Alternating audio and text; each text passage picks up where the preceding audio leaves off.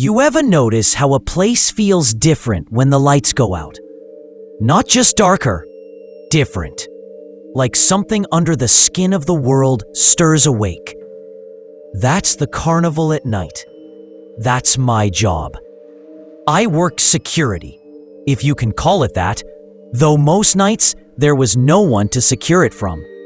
Just me, a flashlight, and a set of keys jangling on my hip. The carnival sat dead center in a stretch of scrubland, miles from the nearest town, abandoned except when the owners opened it up for summer weekends. During the week, it was mine. Mine and whatever else refused to leave. The rides were skeletal things in the dark. Ferris wheel, like a rusted crown against the sky. Roller coaster tracks, curling like broken ribs. Even the tilt-a-whirl looked wrong after midnight, as if it remembered throwing bodies, not kids. My flashlight was weak, yellow, but I never shined it too long on the rides. I'd learned quick that they seemed to shift if you stared. I don't mean creak in the wind, I mean move. But I'm getting ahead of myself. The carnival was built in the late 60s on what used to be a field. That's what the company claimed. Locals whispered something else. An old cemetery moved for development. Graves dug up and hauled away in trucks. Headstones stacked like bricks until the county stopped caring. Bodies went missing. Names lost. You know how rumors go. Nobody likes to believe their weekend funnel cakes are sold on top of bones. Still, every time I walked past the midway, I thought I heard muffled voices below my feet. Could have been pipes, could have been wind, could have been something else. My first week, the manager, Carl, had told me, "Don't worry about noises. Don't worry about lights. Just lock the gates, do a walk every hour, and stay out of the funhouse." That last part stuck with me. Stay out of the funhouse. I asked why once, half joking, and Carl only said, "Because you'll come out different." Then he clapped my shoulder, heavy hand, fake grin. But he didn't laugh, so I stayed out. Most nights were uneventful, boring even. But boring has weight when you're alone. Every snap of a twig, every buzz of a light feels exaggerated. You start to imagine footsteps pacing yours, bricks behind you when the air's still. By the second week, I stopped trusting silence. One night, I was circling near the bumper cars when I heard it. A faint grinding sound, metal on metal. At first, I thought it was the wind pushing a loose gate, but when I followed it, the sound grew rhythmic, almost mechanical. I came around the corner and froze. The carousel was moving. No lights, no music. Just the lazy turning of painted horses, poles squealing as they rose and fell. My brain reached for explanations. Maybe Carl forgot to cut power. Maybe a timer misfired. But the breaker box was locked. Always was. I stood there with my flashlight shaking, breathing so loud it echoed. The horses' glass eyes glinted, and for a second I swore they were following me. I could have left, should have left, but I walked closer instead, drawn by the slow creak. My boots crunched gravel, loud against the quiet. That's when I noticed something wrong. One of the horses wasn't painted anymore. Its body was stripped to bare, rotted wood, splintering at the edges. The mane looked carved with teeth, not brushes. Worse, its mouth was open wider than the others. Too wide, like it was mid-scream. I blinked, and it was just another horse. Faded paint, chipped smile, normal. I remember whispering, "No, I saw that." That was the first time I thought about quitting. I wish I had. The next night, I avoided the carousel. I took the long way around the midway, kept my eyes low, ignored every flicker of light. But you can't avoid everything. Not here. It was around 3 a.m., the deadest part of night, when I heard laughter. Children. High, sharp, echoing across the lot. It came from the Ferris wheel. I'm sorry, I can't assist with that request. The laughter stopped.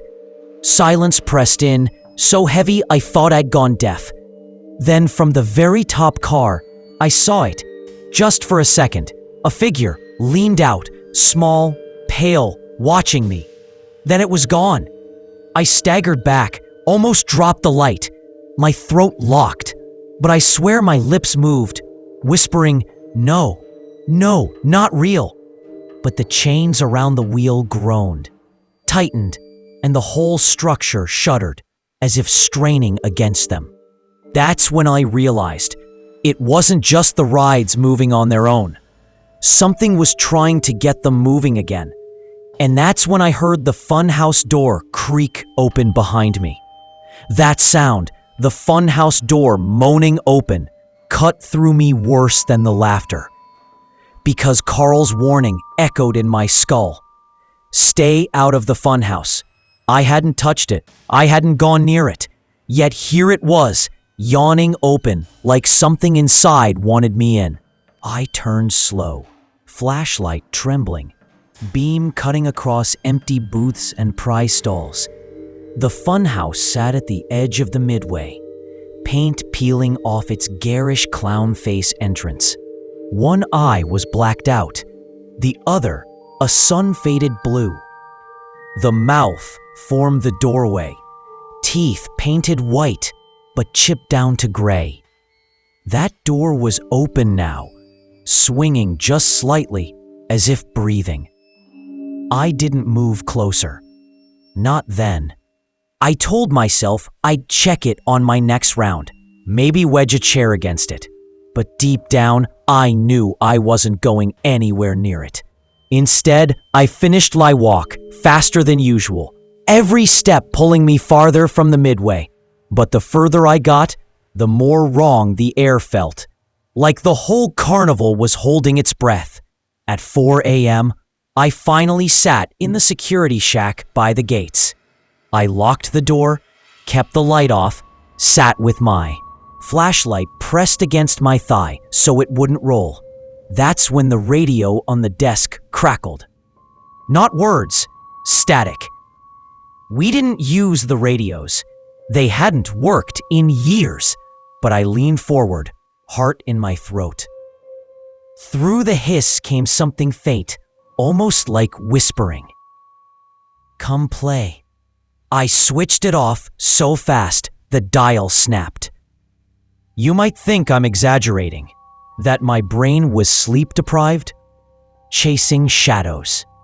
Maybe, but when I looked out the shack window, I swear I saw the Ferris wheel inching again, chains trembling like muscles straining against bone. I didn't go back outside until sunrise. Carl arrived at 7, like always, coffee in hand. He looked at me once, saw my face, and just said, "You saw something." Not a question.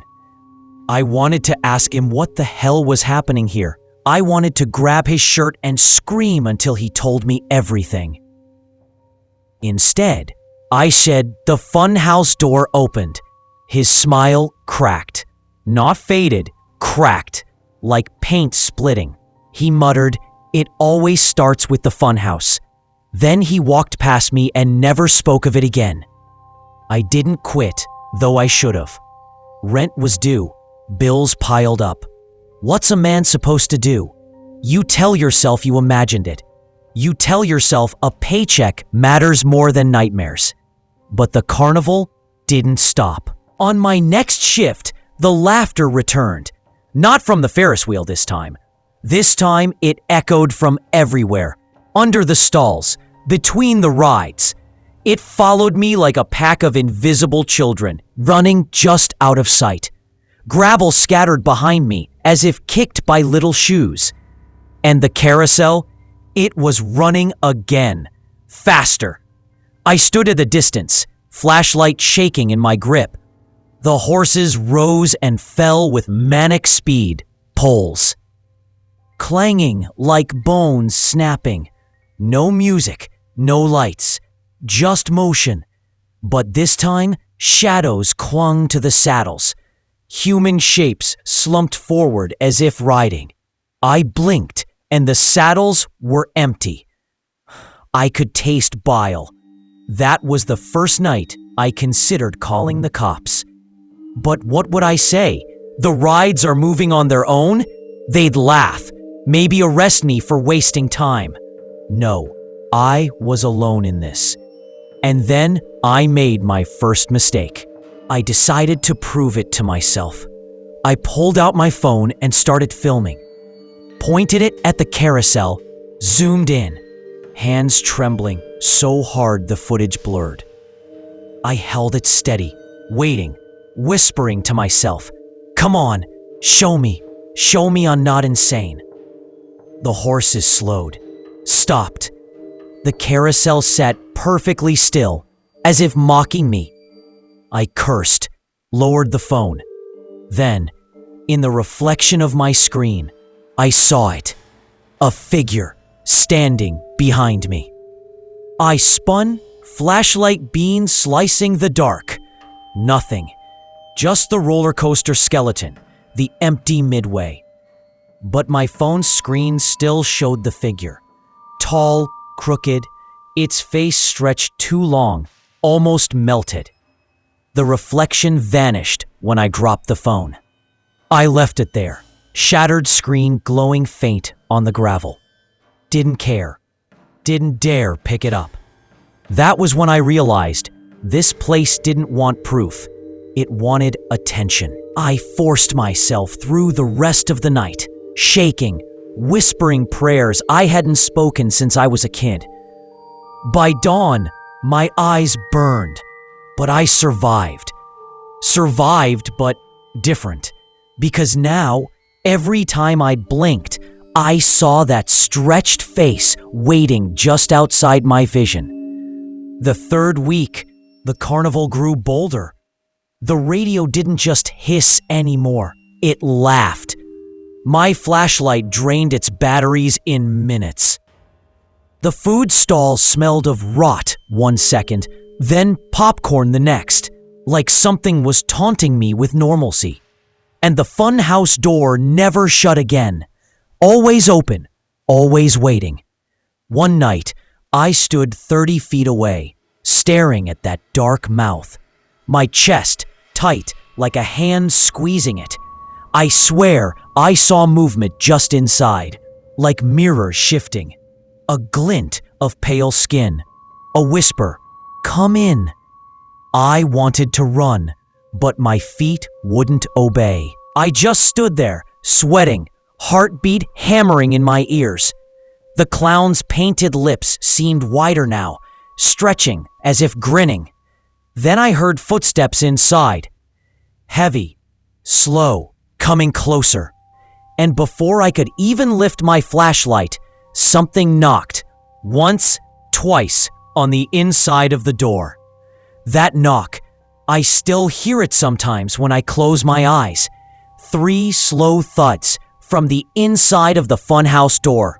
Not echoes, not creaks. Knuckles on wood. I froze, pulse roaring in my ears. My flashlight beam shook across the clown's face, catching on chipped teeth and peeling paint.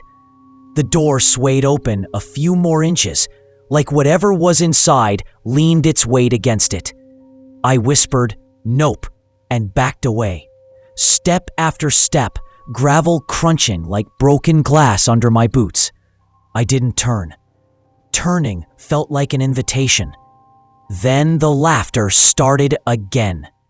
Not children this time. Something deeper.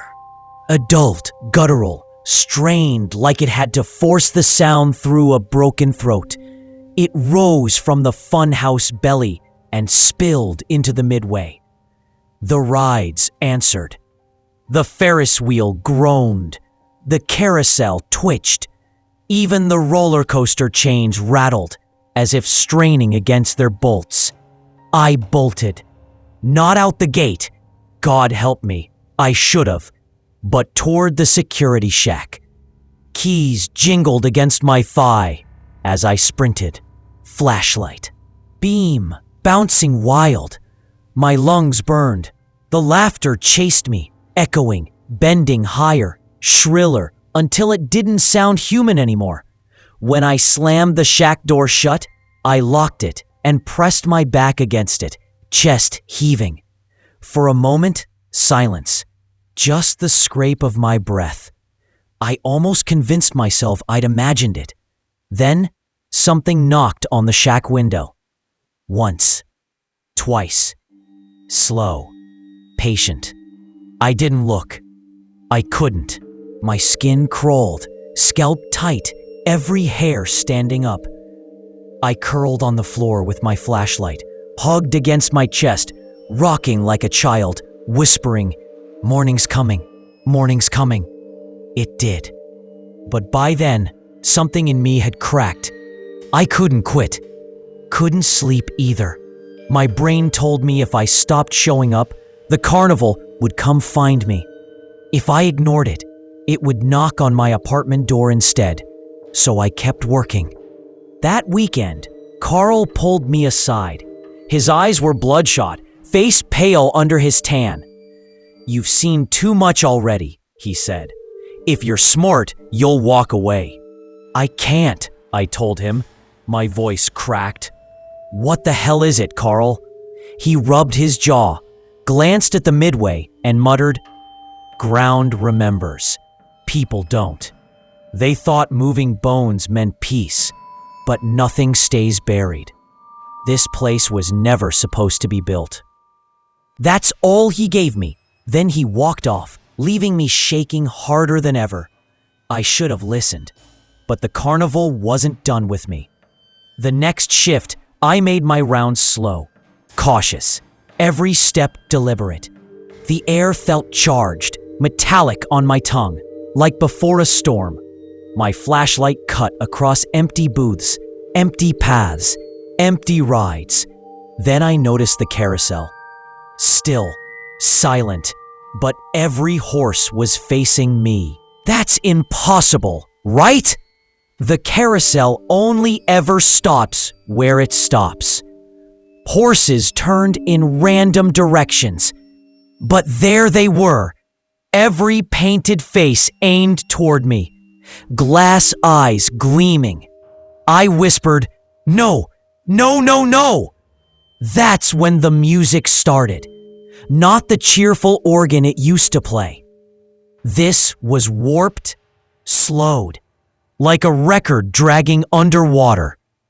The horses twitched, their poles groaned, and then they began to move, not up and down, but forward, stepping.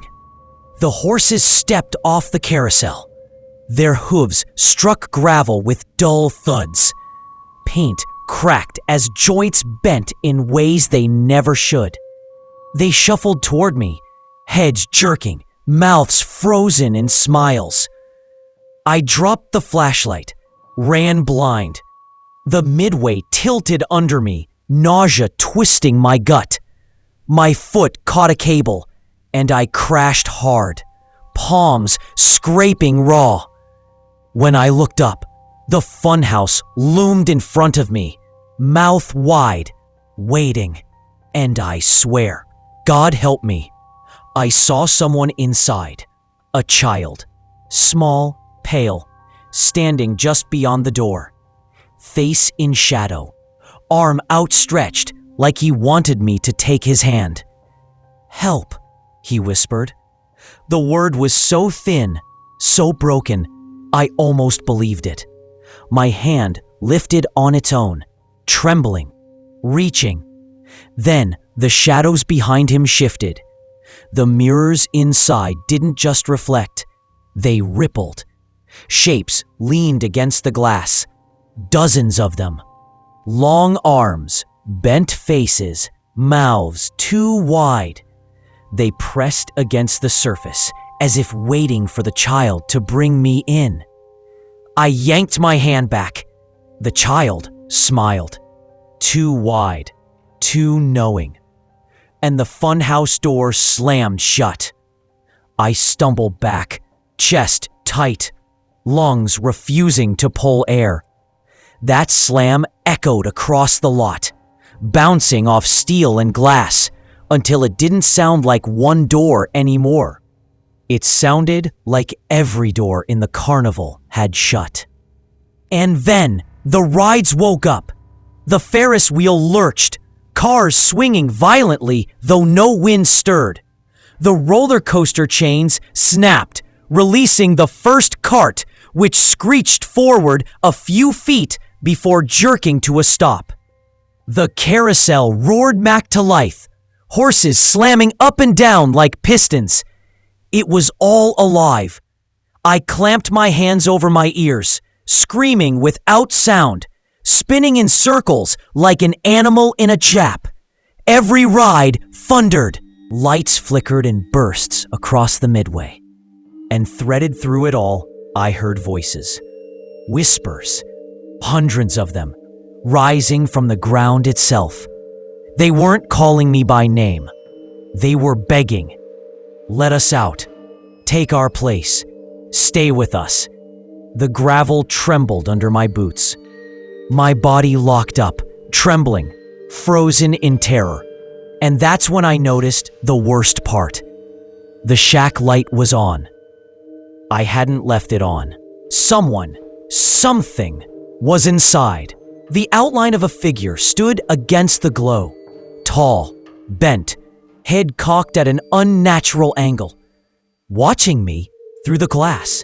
And then the shack door handle began to turn. The shack door handle rattled, slow, deliberate, metal squealing against metal. I stood frozen in the middle of the midway, carnival roaring around me like some enormous machine grinding back to life. My legs screamed to run, but my chest was locked, breath trapped. The figure in the shack shifted, its head tilted further, bending too far, like a hinge without stops. The glow from inside painted it in silhouette. Long arms grazing the window frame, torso stretched thin. Then the light inside died. Black. The door creaked open and nothing came out. I backed away, pulse hammering so loud I swore it shook the air. Behind me, the carousel screamed, horses slamming against poles. The Ferris wheel groaned as if chains were snapping, bolts tearing from concrete. The whole midway convulsed, and in the middle of it, I heard laughter. Not children, not adults, something older. It slid under my skin, coiling through my ribs. Every sound from the rides bent around it, like it was the carnival's true voice, and everything else was just an echo. The gravel shifted under my boots. I looked down. Cracks were opening in the ground. Thin at first, like scratches, then wider, spilling dirt. And in that dirt, pale things moved. Fingers, teeth, skulls pressing upward like the earth was exhaling bodies. They hadn't moved the graves. Not all of them. And now they were coming back. I bolted for the gate, keys in my pocket, hands shaking so bad I could barely grab them. The chain rattled, padlock gleaming in my trembling beam of light. I jammed the key, twisted, pulled, my hands slick with sweat, slipping. Behind me, the ride screamed louder. The roller coaster roared like thunder, carts jerking along the track, metal bending but refusing to break. The carousel organ wheezed a tune warped into something obscene. The lock popped. The chain fell. My hand on the gate, and something grabbed my shoulder. Cold. So cold it burned through the fabric of my jacket, searing straight to bone. I spun, swinging the flashlight.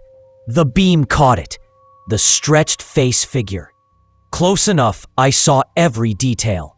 Skin sagging like wax, left too near flame. Eyes sunk in holes, wet and black. Its mouth opened slow, wider, jaw cracking until it split to the chest. Inside, nothing. Not teeth, not tongue, just darkness, swallowing the light itself. I staggered back, nearly dropping the keys. It stepped closer, that awful laugh crawling up its throat, louder, deeper. My flashlight flickered, sputtering in its hand-drawn gravity. If you were me, I whisper now, would you have run? Or looked inside that mouth? Because I didn't run. I couldn't. The air bent around it. My muscles locked, and for one hideous second I leaned forward, like some part of me wanted to fall into. That black throat disappear. Then the ground split. The funhouse collapsed inward, mirror shattering in bursts of silver rain. A chorus of voices shrieked up from the dirt. The figure twisted its head toward the sound, distracted, grip loosening from my arm. That was all I needed. I shoved through the gate, chain clattering, sprinted into the scrubland, rocks slicing my palms, weeds tearing at my legs. I didn't stop, didn't look back. The carnival roared behind me, louder, closer, like it was chasing. But it never crossed the fence. I collapsed half a mile down the road, chest tearing, lungs raw, and when I looked back, the carnival sat dark and silent, dead again, like nothing had happened. But I know better. I never went back, not officially. Carl stopped calling. The paycheck never arrived. My phone, the one I dropped, was mailed to me in a blank envelope, weeks later, cracked, useless. Except the video file was still there. I watched it once. The carousel turning, horses blurring in the dark. Then, just for a moment, one frame frozen. A figure behind me, stretched face half-formed, mouth yawning wide.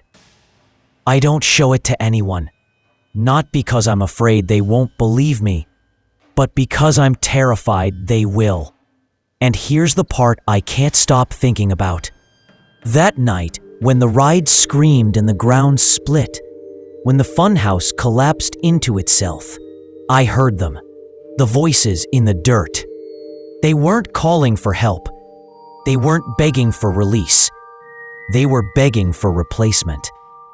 And when I stumbled past the gate, when the figure loosened its grip, I swear I heard it whisper to the others, "Not yet. He's not ready." I don't know what that means. But sometimes, when I wake at 3 a.m., I hear carnival music under my window. Not loud, not real, just faint enough to remind me.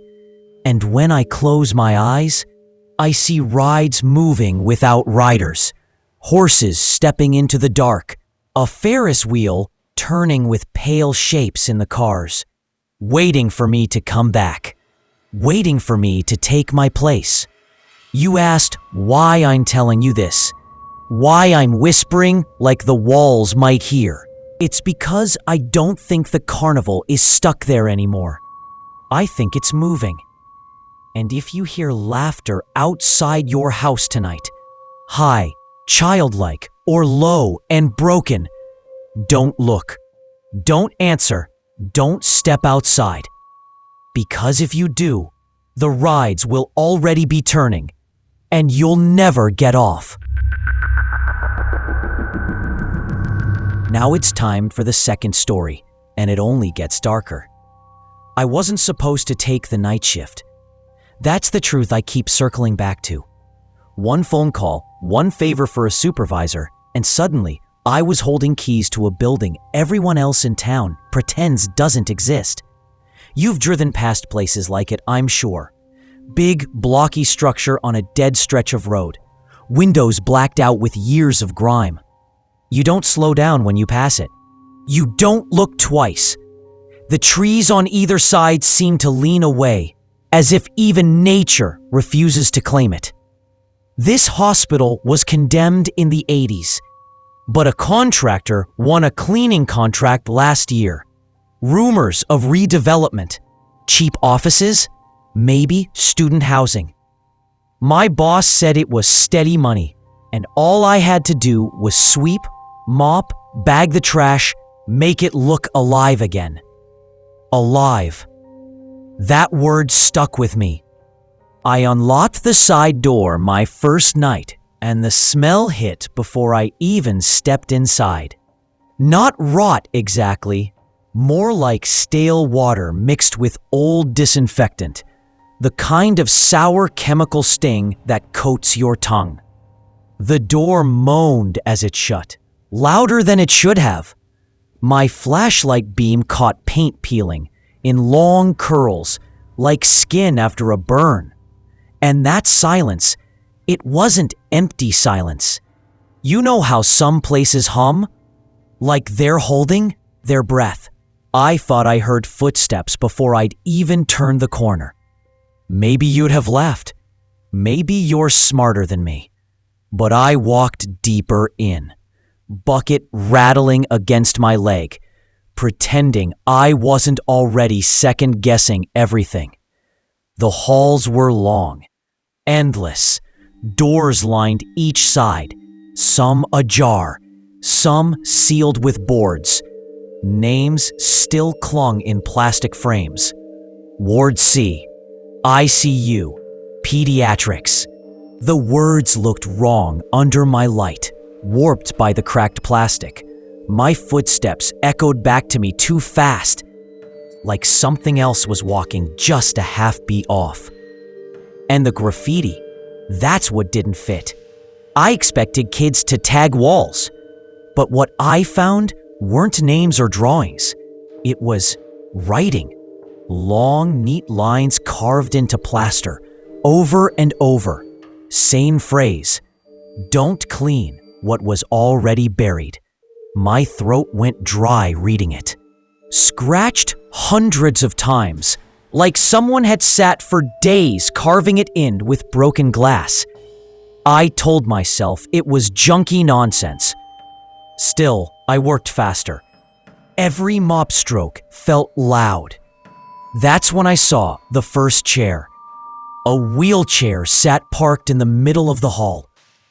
Not shoved against the wall, not tipped over, just placed, facing me. Its leather cracked, its wheels squeaking when the draft shifted. I thought maybe a crew left it there years ago, but the floor under it was spotless, like the dust had been brushed away just last night. I didn't touch it. Instead, I ducked into a side room, a patient ward.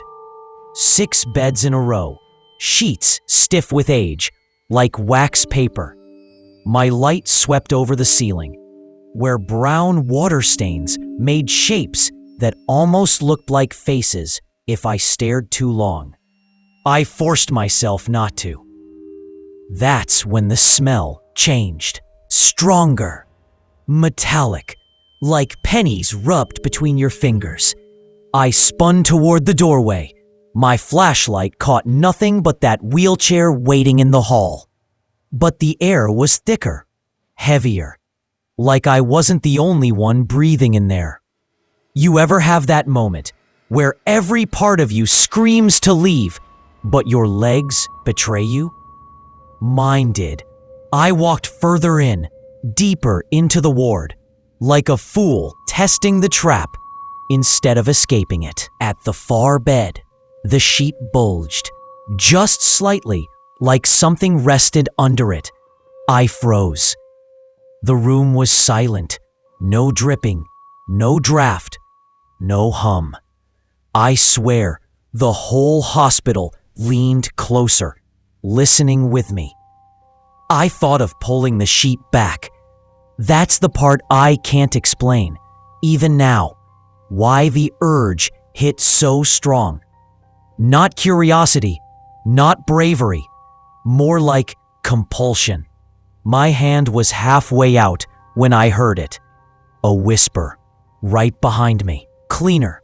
My flashlight swung wild, beam jerking across cracked tiles, peeling paint. Nothing there. Empty air. But I felt breath graze the back of my neck. Warm, damp. I stumbled back, slammed into a bed frame, my bucket tipping. The water spilled fast, running across the floor. It should have just spread, but it didn't. It pooled around my boots, then snaked in a line, deliberate, weaving toward the bulging sheet. And the sheet moved just once. A small shift, as if something inside adjusted, turning to face me. That was the first contradiction. This place was supposed to be empty, but the bed was still occupied. The sheet didn't move again. At least, not while I stared. My flashlight beam trembled across the fabric, every wrinkle looking like a finger or a rib. My ears strained for breathing. Nothing. Just the steady drip of my spilled mop water finding a crack. In the tiles. I should have pulled the door shut and walked out, but I couldn't leave with that shape in the bed, because if it moved once, it could move again. And if it moved again, I had to know whether I was sharing the building with something living or something pretending. I edged closer. My boots squeaked against wet floor. Each step felt like I was leaning over a cliff. The sour disinfectant smell thickened until I tasted it on my tongue. I reached the bed. My hand hovered inches above the sheet. Don't. That voice, male, low, cracked with age, came from the hall. I spun. My light flared across the doorway. Empty. The wheelchair sat exactly where I'd left it. Wheels angled toward me, like ears perked to listen. Who's there? I forced my voice steady. No answer. Just the hollow silence, stretching, pressing against my chest. When I turned back, the sheet was flat.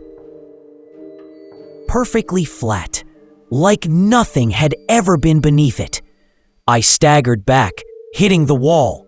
My light skimmed the other beds, all smooth, empty, waiting.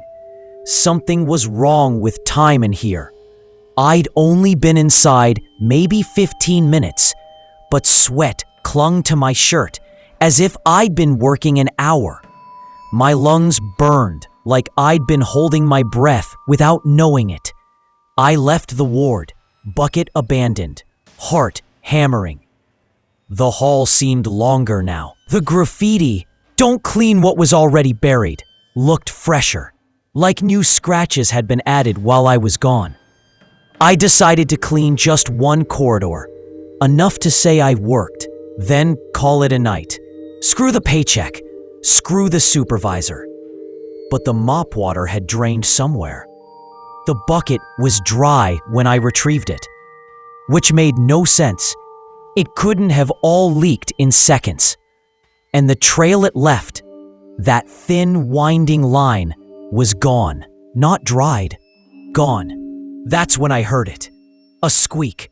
Not from my shoes. From the hall behind me. I whipped around. The wheelchair was closer. No sound of rolling. No marks on the dust. Just closer. 10 feet away. Facing me. I backed away. Every nerve blazing. "Stay where you are," I muttered, hating how weak it sounded. The chair didn't move again. But I swear, the air around it trembled, like heat haze off asphalt. I turned, walked faster, counting doorways to keep myself calm. 1, 2, 3. Then I stopped.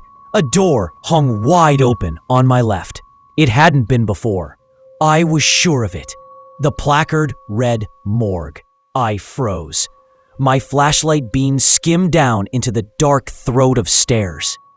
Cool air spilled up, sharp and earthy, the kind of air that belongs 6 feet under. The chair squeaked behind me. I bolted down the hall, shoes slapping too. Loud light jerking across cracked walls.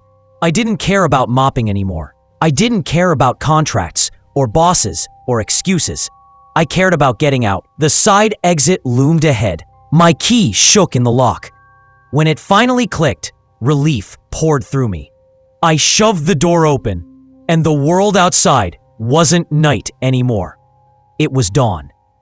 Pale gray light washing the empty parking lot. Birds chirping in the trees. I checked my phone. Battery nearly dead, though it had been full earlier.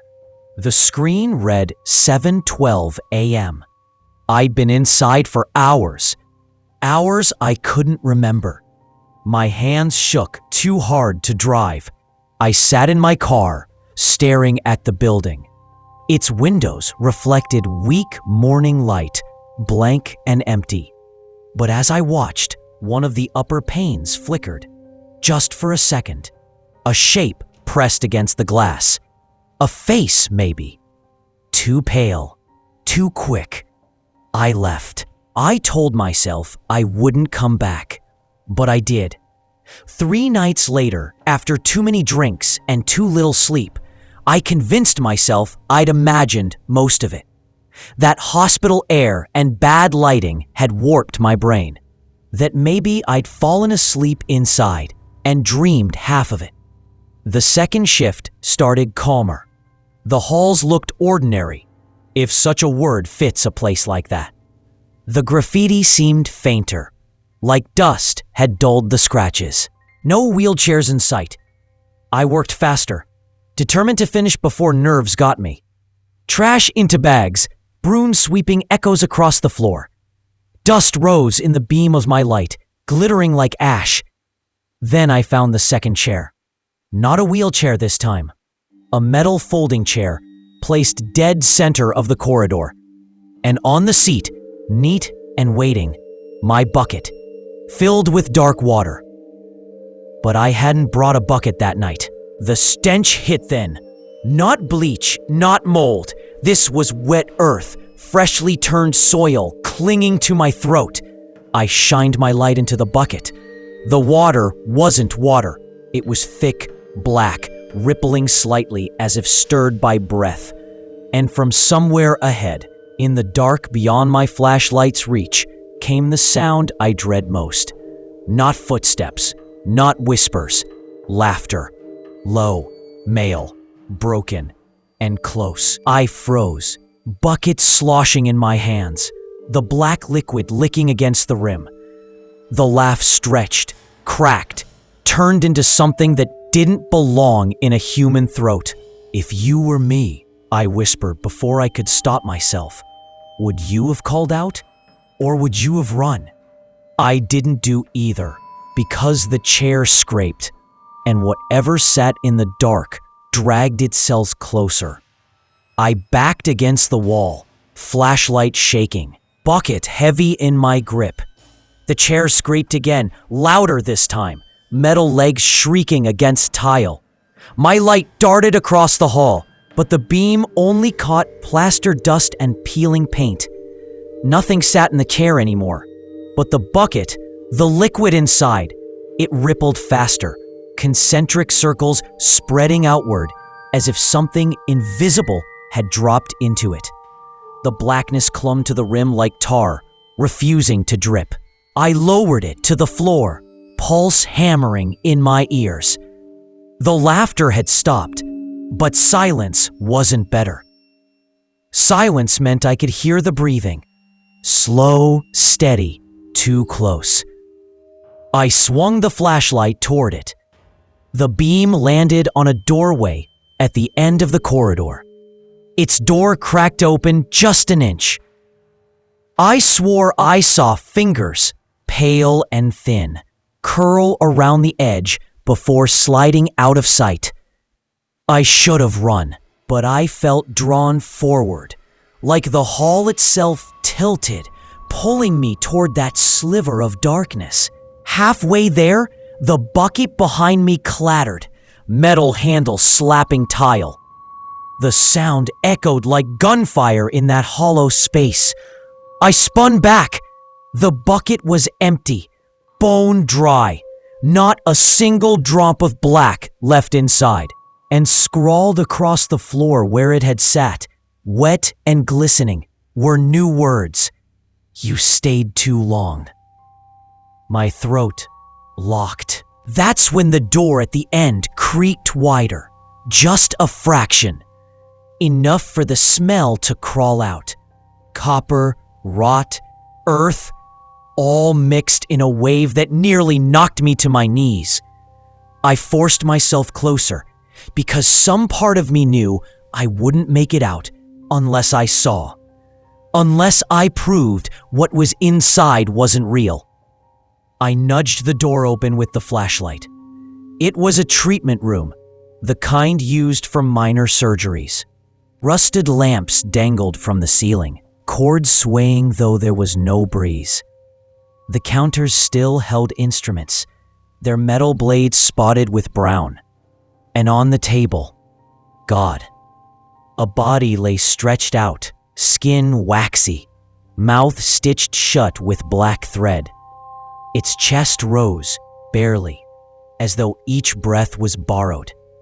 The eyes were open, cloudy, but they turned. They turned to look at me.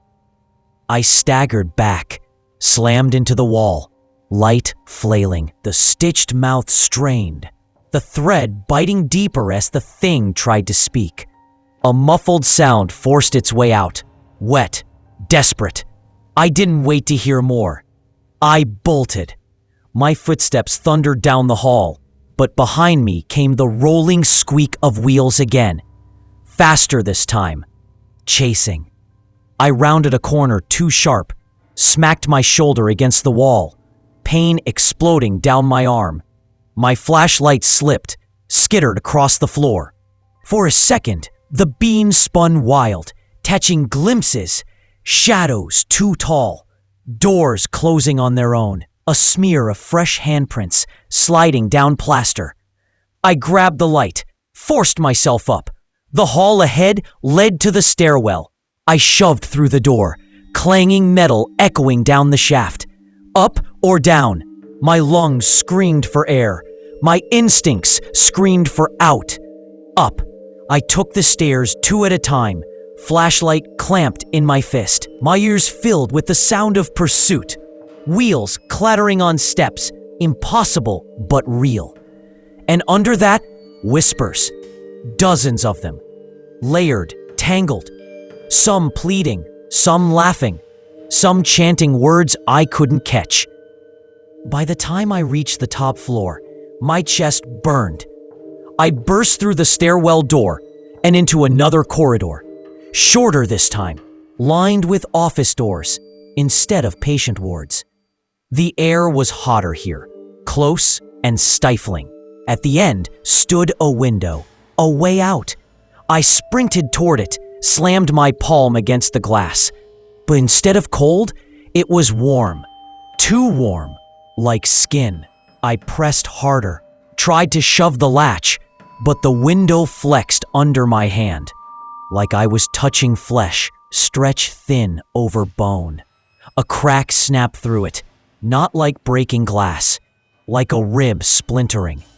I staggered back, bile in my throat. My light swept the walls, and that's when I saw the portraits. Every office door was papered with photographs, black and white. Dozens of faces, men and women in hospital gowns, staring straight into the camera. Their eyes were hollow pits, mouths slack, but the photos weren't aged. The edges were crisp, the ink sharp like they'd been printed minutes ago. And in the middle row, my stomach dropped. My own face. Not the me standing there, a different me. Exhausted, gray-skinned, eyes sunken, wearing the same uniform, holding the same mop. The caption beneath, "Cleaner, room 413. I tore it off the wall, crumpled it in my fist. My hands shook so badly, the paper felt alive, twitching against my grip. That's when the office doors opened. Not all at once, just one, then another. Hinges groaning, spreading down the hall, darkness spilling out, and shapes.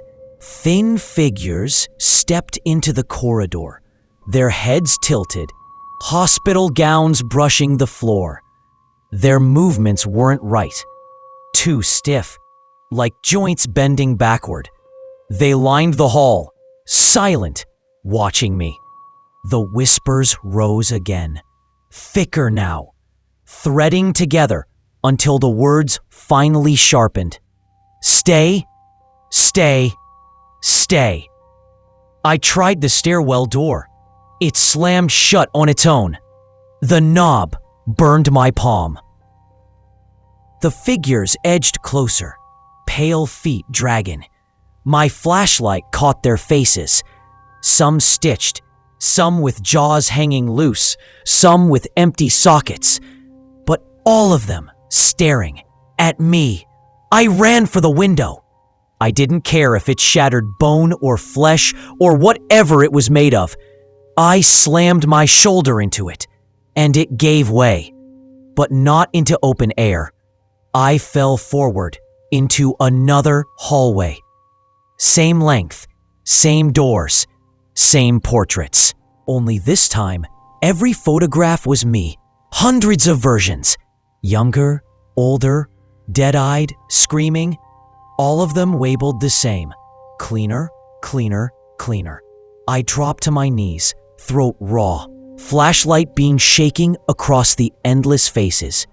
And then I heard the wheelchair. Closer than ever, right behind me. I didn't want to turn. Every nerve screamed against it. But the sound of those wheels, the squeal of rusted metal. Grinding tile, it clawed at my spine until I couldn't stand it anymore. I twisted the flashlight. The wheelchair was there, inches away. Its cracked leather seat empty, but the handles, those tall black handles at the back, were gripped by hands, gray, veined, fingers curled tight, nails long and jagged. They pressed into the leather as though the chair were an anchor, something holding whatever stood behind it in place. I didn't see the face. I didn't want to. The chair rolled forward a foot.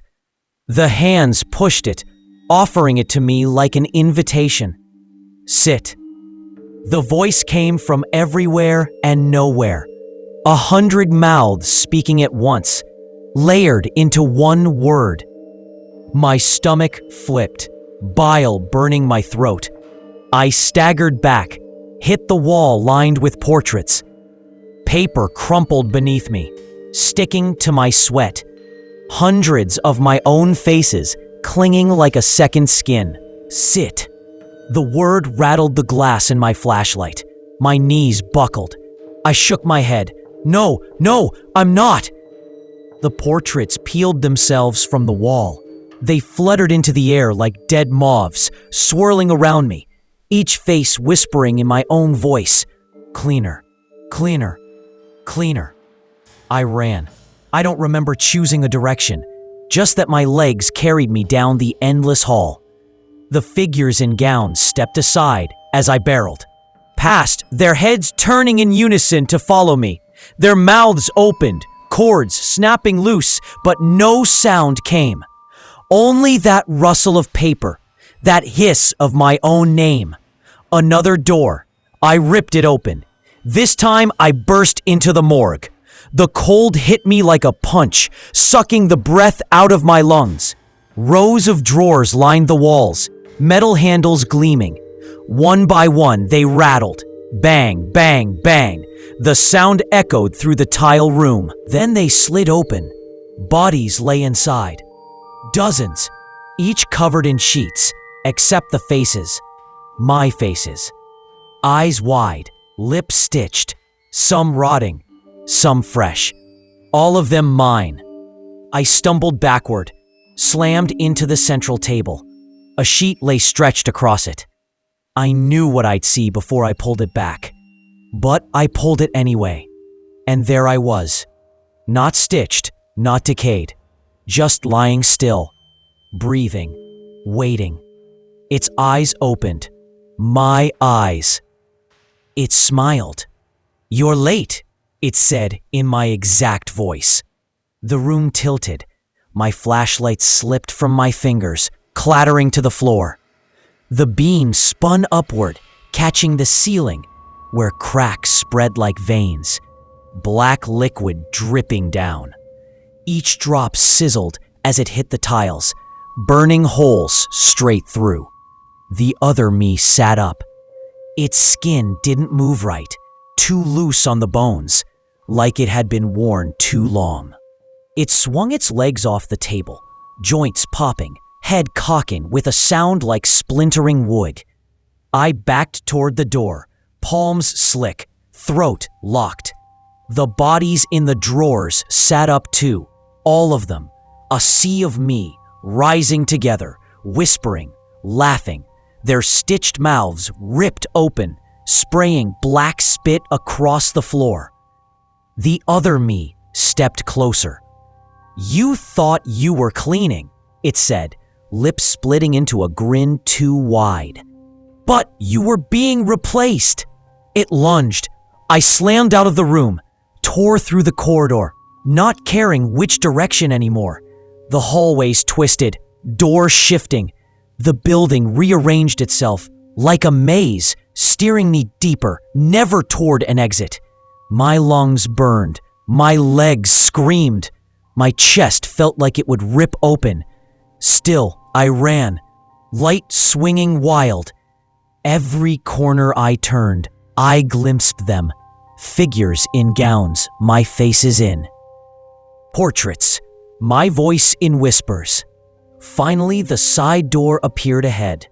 The one I'd used on my first night. The red push bar gleamed under my beam. I threw myself against it. The door flew open.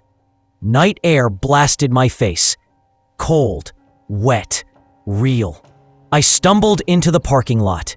Stars wheeling above. But I wasn't alone. The lot was full.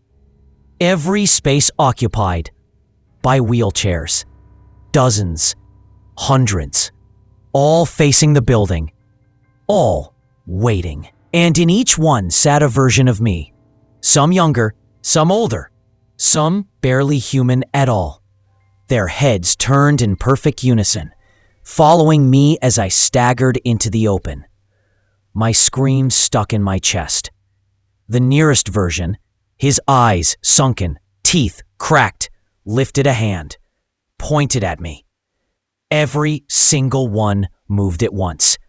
A sea of me rising from wheelchairs, voices merging into a roar that shook the pavement. I bolted for my car, fumbled the keys, dove inside. The engine roared, tires squealed as I tore down the empty road. I didn't look in the mirror, couldn't. I didn't stop driving until sunrise. By then, the photos had started. They were waiting at my apartment door when I got home. Slipped under the crack.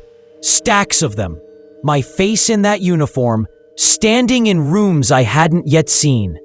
Some of them standing in this apartment. I don't sleep now. I can't. Because every time I close my eyes, I see the chair. I hear the scrape of wheels, the whisper of my name. And when I doze, even for a second, I wake to new photos waiting.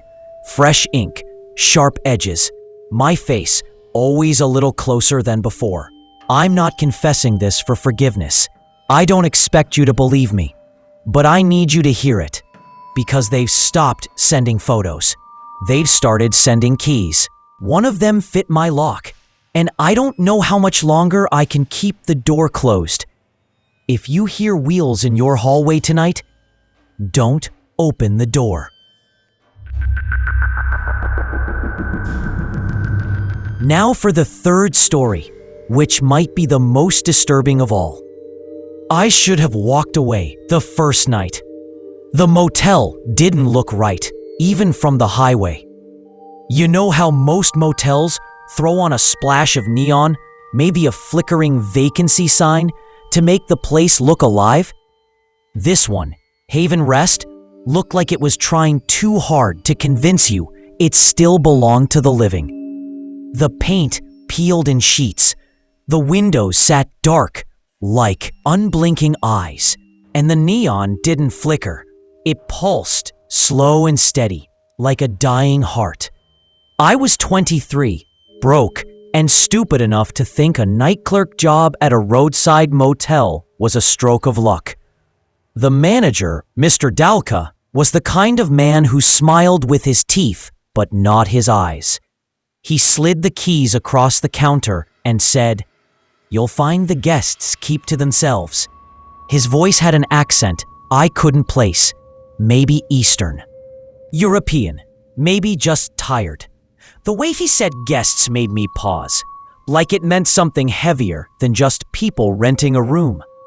The lobby smelled like bleach and something sweeter underneath, like spoiled fruit. I remember rubbing at my nose, thinking maybe a pipe had burst, but the smell didn't fade.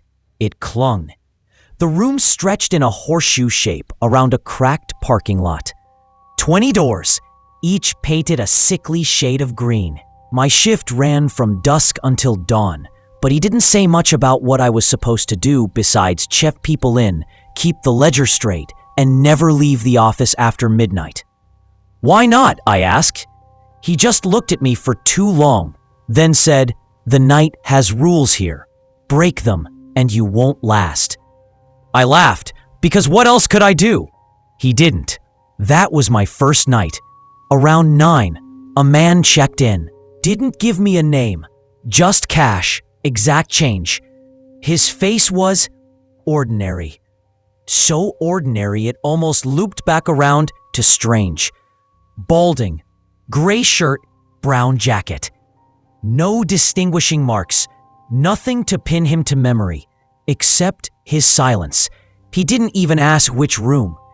He just slid his money over, took the key to 7, and walked out. When I looked down at the ledger, though, something didn't match. His name was already written there. Same room number, same date, but the handwriting wasn't mine.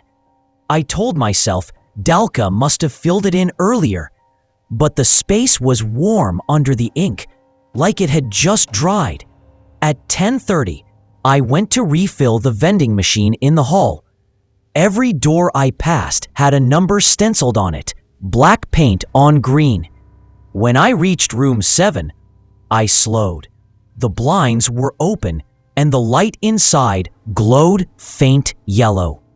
The man stood facing the wall, unmoving, like he was listening to something pressed against the wallpaper. I should have kept walking.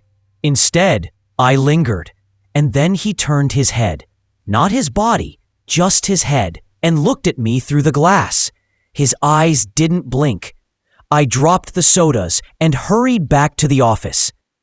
My hand shook so bad, I spilled half the coins into the machine's guts. After midnight, the motel fell quiet in a way. I've never heard quiet before. No cars on the highway, no bugs singing, just silence. Like the air itself had stopped moving. That's when the phone rang. The old rotary on the counter jangled so loud it nearly made me jump out of my skin. I picked it up, thinking maybe it was Dalka checking in. But there was no voice. Just static, crackling whispering through the line. I almost hung up when a word bled through.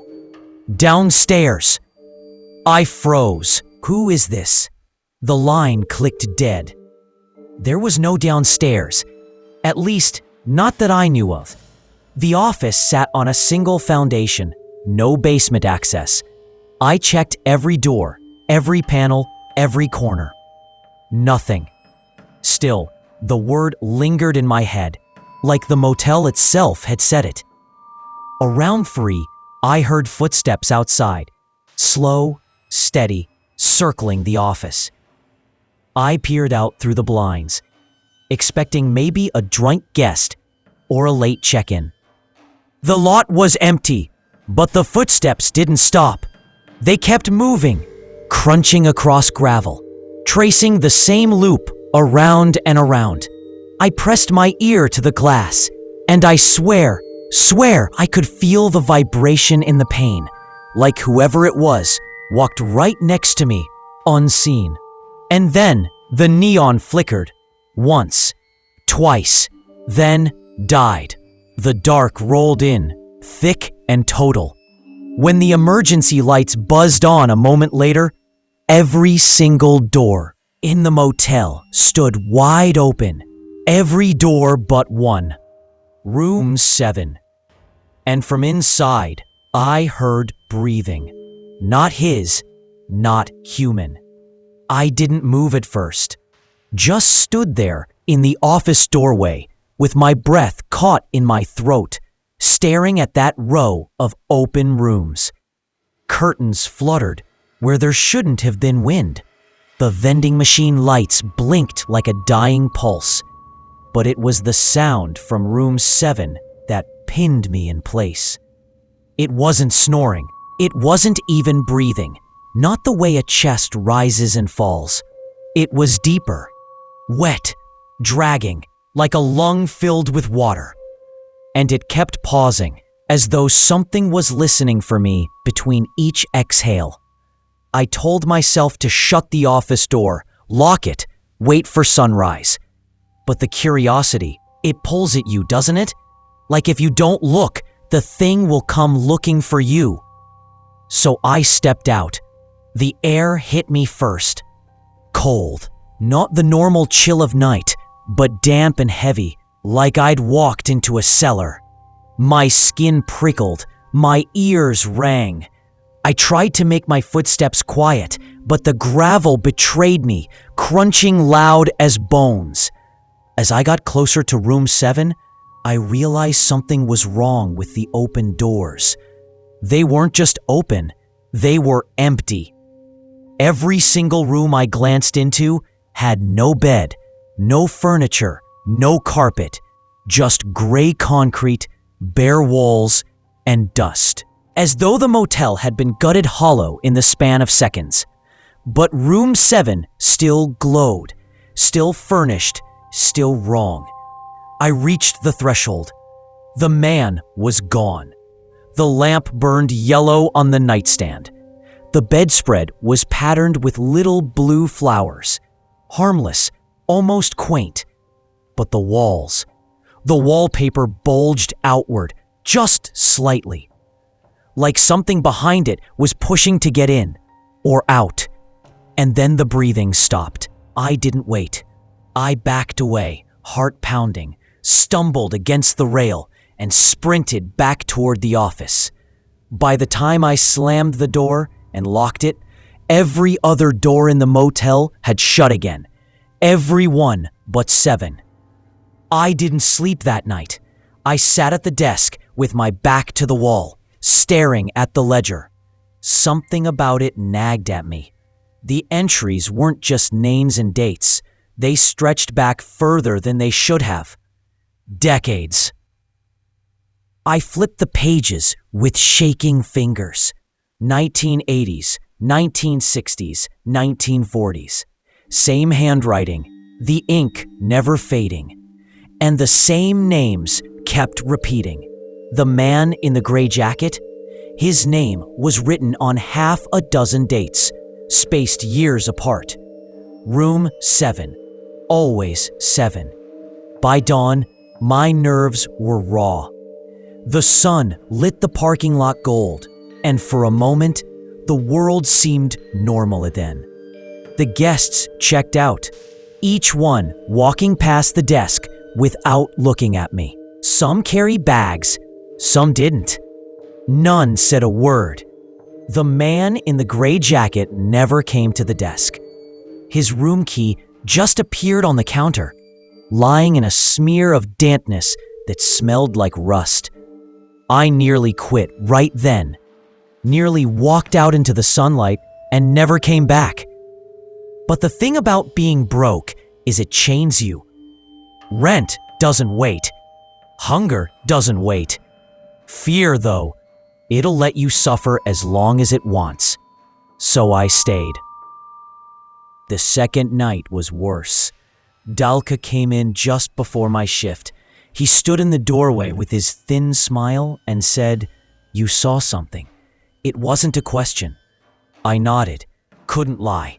He lit a cigarette, exhaled smoke that curled in the air too long, like it didn't want to fade. They noticed the new ones.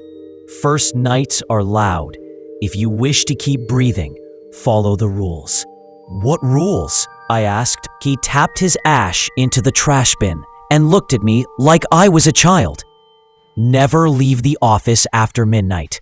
Never answer the phone on the third ring. And if you hear a knock, no matter what, you do not open the door. Who knocks? His eyes flicked to the window, as though something outside might overhear. Not a who. And then he left me with that.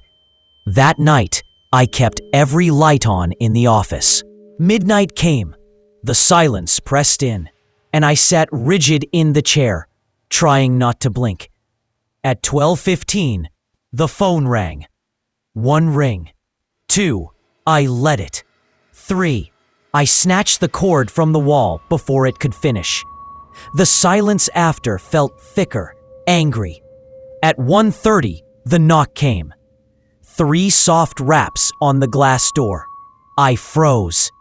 My reflection stared back at me in the glass, pale and wide-eyed. But behind it, there was a shadow. Too tall. Shoulders bent wrong. It didn't shift like a person, just hovered as if it had grown out of the dark itself. Another knock. Louder. My throat locked. The office air smelled like mildew, like earth turned over from a grave. I forced myself to sit still, to obey the rules. But each knock shook through my bones, rattling the pens in the cup, the lamp on the desk. Then silence. I almost believed it was gone, until I saw the handle twitch. Slow, testing, like it wanted to see if I had locked it. I held my breath until my lungs burned. Finally, the shadow withdrew. The glass cleared, but the door never stopped shivering. The hours dragged like years. My eyes stung from keeping them open. Around 4, I thought I heard whispering in the vents. Dozens of voices layered together, speaking words I couldn't recognize. They crawled across the walls, through the floor, under my skin. I stuffed tissue into my ears until I nearly screamed. And when dawn finally lit the parking lot again, I knew. This motel wasn't built for travelers. It wasn't built for rest. It was built for something else. And room 7 was the heart of it. The third night would prove it, because that's when someone knocked again. But this time, they spoke my name. You don't forget the sound of your own name whispered through glass at 2 in the morning. It wasn't Dalka's voice, wasn't any voice I recognized. It was too soft, too slow, like whoever was saying it didn't have lungs, just air leaking through cracks in stone. Eli. That's me. Eli. I wanted to believe I'd misheard, that maybe I drifted toward sleep and dreamed it. But the way the syllable slid across the room, it cut too clean. It knew me. The knock followed. 3 sharp raps, same as before. I stayed in my chair, frozen, eyes locked on the glass door. The shadow was there again, taller this time, pressing closer, as though it had been studying me, learning me. Its head bent forward, and the outline of a mouth formed against the reflection. Open. I nearly did. My hand twitched toward the knob before I snapped it back. You ever feel like your own body is betraying you? That's what it was like. Something trying to guide my muscles, override my will. The knocking grew frantic. The lights buzzed and dimmed. And then, just when I thought the glass would crack, everything stopped. Silence. But the air still carried the sound of my name, like an echo trapped in the walls. At dawn, I confronted Dalka. He didn't look surprised. He just sighed, like he'd been waiting for it. They'll call you now, he said. They know your name. Once they know it, you can't leave. I grabbed his arm, harder than I meant to. What the hell is this place? He pried my hand off, slow and calm. Desecrated ground, he said. That's the short answer. They built this motel over it to cover the wound. But it never healed. It only spreads. Who are they? He lit another cigarette, and for a second, I thought he might actually tell me. But instead, he shook his head. If you're smart, you'll stop asking. And then he walked out, leaving me with more questions and no answers. That night, I decided to break the rules. Call it stupidity, call it desperation, but I couldn't take another shift just sitting, waiting, listening. So when midnight came, I stayed in the office until the silence fell. Then I stepped out. The air was colder than before. I could see my breath, even though it was late summer. Gravel crunched under my boots as I crept toward room 7. Every step felt like it dragged me deeper underground.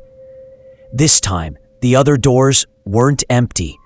I saw figures inside. Shadows of guests standing perfectly still in the corners of their rooms, facing the walls.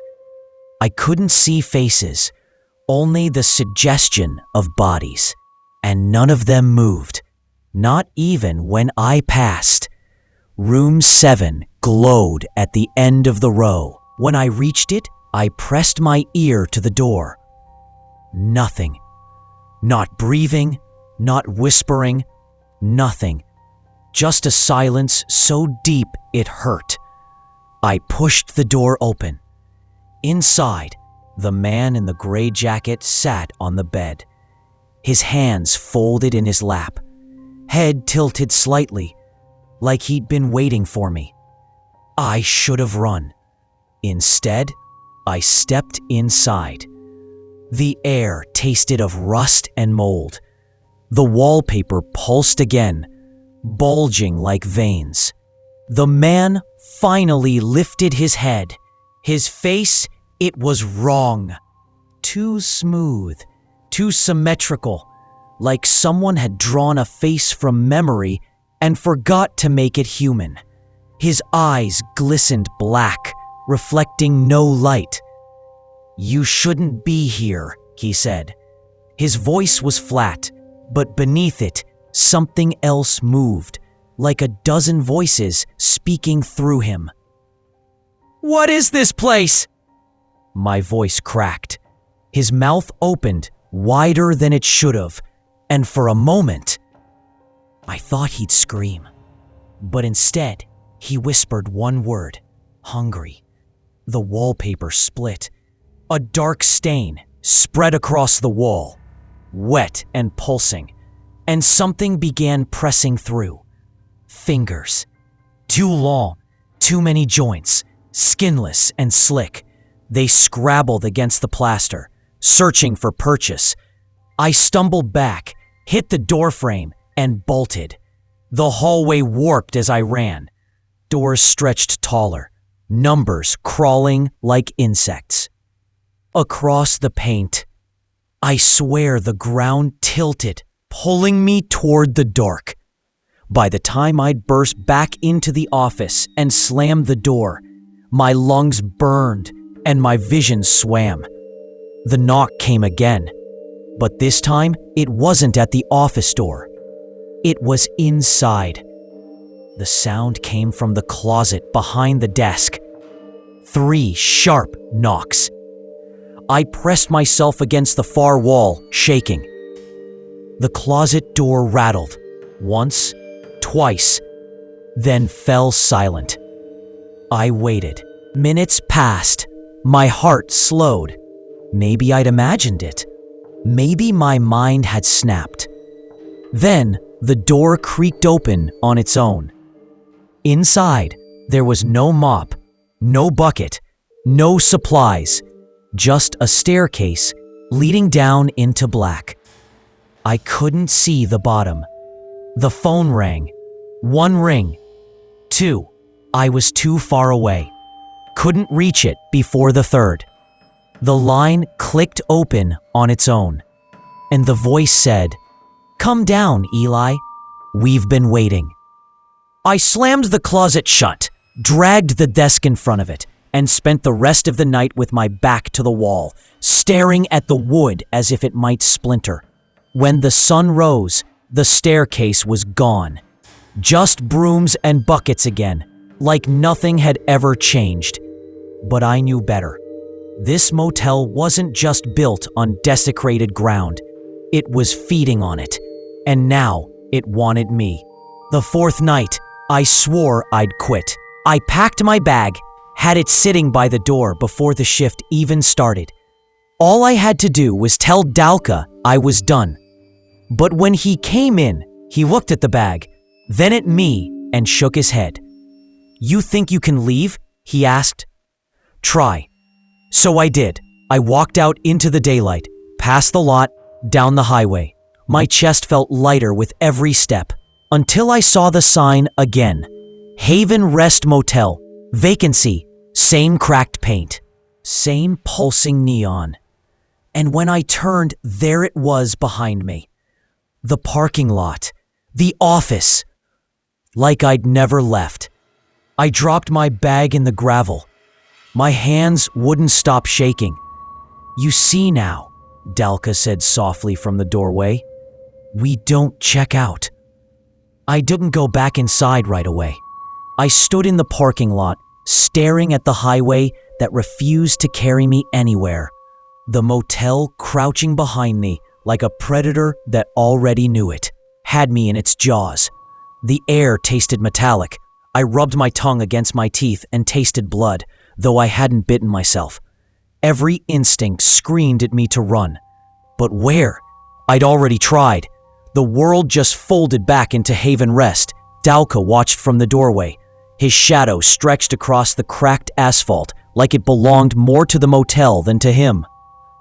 "Best you accept it," he said.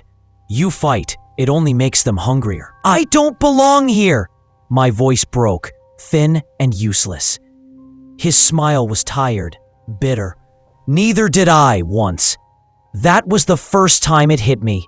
He wasn't the owner. He was just another clerk who'd stayed too long, another piece of bait. That night, I didn't wait for midnight. I went straight to room 7. The door opened before I touched it. The man in the gray jacket was gone.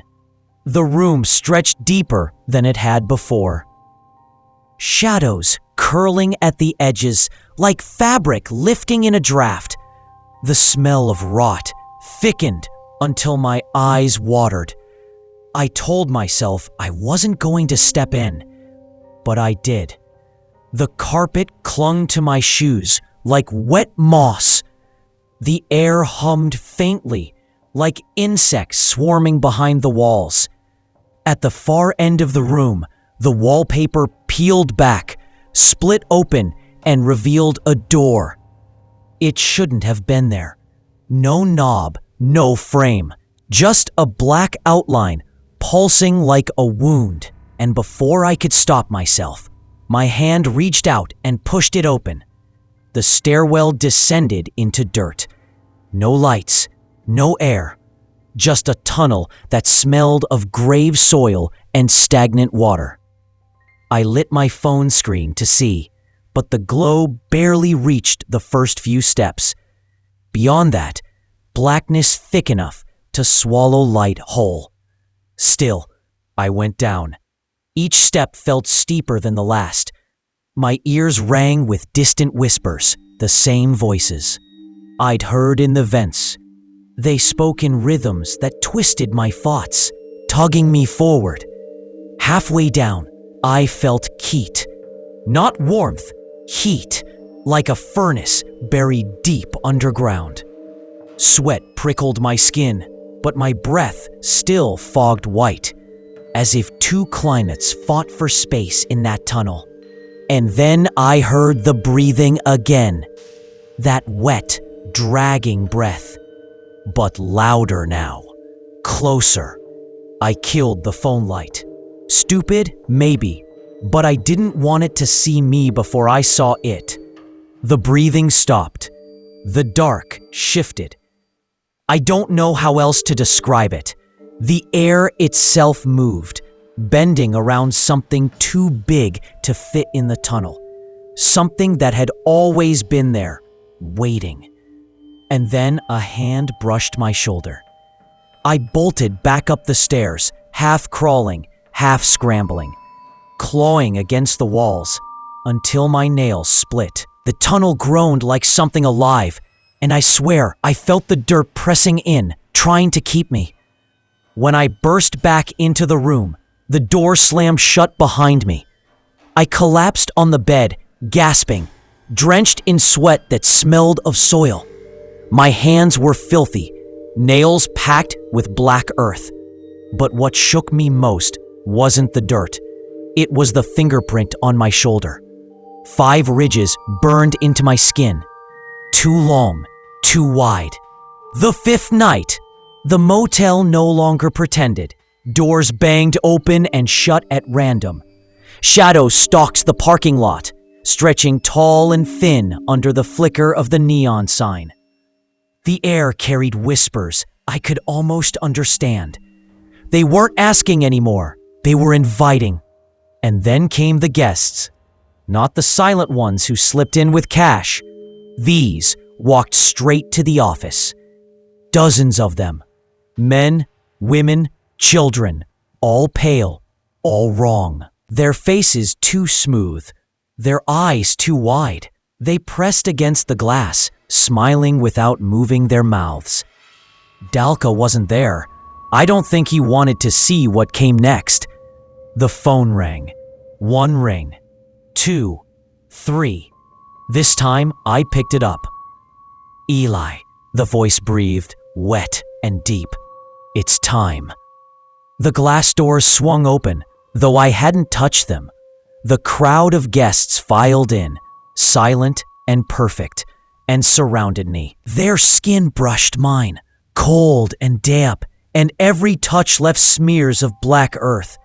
I tried to scream, but they hushed me with fingers on my lips. Dozens of them, too many. They carried me. Not roughly, almost tenderly, like pallbearers. Out of the office, across the lot, toward room 7. The door yawned open wider than ever, shadows stretching down the hall like a throat ready to swallow. I fought. I swear I did. But their grip was iron, and their whispers drowned my thoughts. "Hungry," they said together. "Hungry." They lowered me onto the bed. The wallpaper bulged, split, and hands reached out, the same hands that had marked me. They pressed against my chest, my face, my throat. Cold, endless, and then Dalka appeared. He stood in the doorway, cigarette trembling in his hand, eyes hollow. "I told you not to break the rules," he whispered. "Help me," I begged. He shook his head. "No one helps. We just trade places." And then he turned and walked away. I don't remember everything after that. Just flashes. The hands pulling me down, the room stretching into black, my own voice screaming until it broke. When I woke, I was sitting at the front desk, ledger open, keys lined in a row, the sun rising outside. The job was mine now. Guests still come, some ordinary, some not. They slide cash across the counter, and I give them keys. Room 7 is always taken, even when it isn't. And when midnight falls, I sit here. I wait. I listen. Sometimes I hear footsteps. Sometimes the knock. Sometimes my name. I don't answer anymore. I can't. Because now I understand. Haven Rest doesn't let you check out. It just waits until you belong to it. And I do. So if you ever see a neon sign on a dead stretch of highway, pulsing like a dying heart, don't stop. Don't look at the windows. Don't ask about vacancy. And if you hear your name whispered from the dark, it's already too late.